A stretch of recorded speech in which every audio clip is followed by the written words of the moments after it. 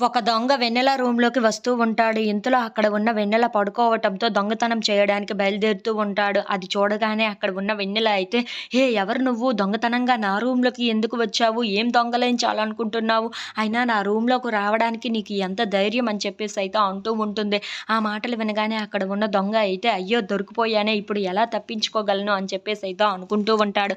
ఇంతలో అక్కడ ఉన్న వెన్నెల ఒక్కసారిగా లేచి, "ఆగ్రా నువ్వు, ఆగు ఎవరు నువ్వు?" అని చెప్పేసి అయితే తనని గట్టిగా పట్టుకుంటూ ఉంటుంది.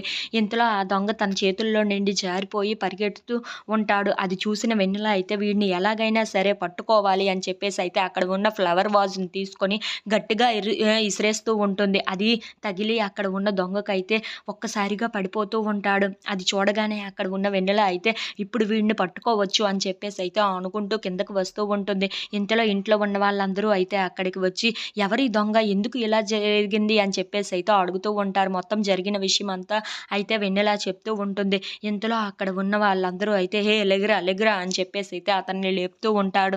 అది చూడగానే అక్కడ ఉన్న దొంగ అయితే ఎంతకీ లెగకపోవటం చూసి, "అయ్యయ్యో! ఇప్పుడు వీడు చనిపోయాడే అదేంటే వెన్నెల అలా చంపేశావు?" అని చెప్పేసి అయితే అందరూ అడుగుతూ ఉంటారు. ఆ మాటలు వినగానే అక్కడ ఉన్న వెన్నెల అయితే ఒక్కసారిగా షాక్ అయిపోతూ ఉంటుంది. ఇంతలో అక్కడ ఉన్న వాళ్ళందరూ అయితే "దొంగని పోలీసులకు పట్టించాలి కానీ నువ్వే చంపేస్తే ఎలా చెప్పు?" అని చెప్పేసి అయితే వెన్నెలని అడుగుతూ ఉంటారు. ఆ మాటలు వినగానే అక్కడ ఉన్న వెన్నెల అయితే ఒక్కసారిగా షాక్ అయిపోతూ ఉంటుంది. If you like this video please subscribe.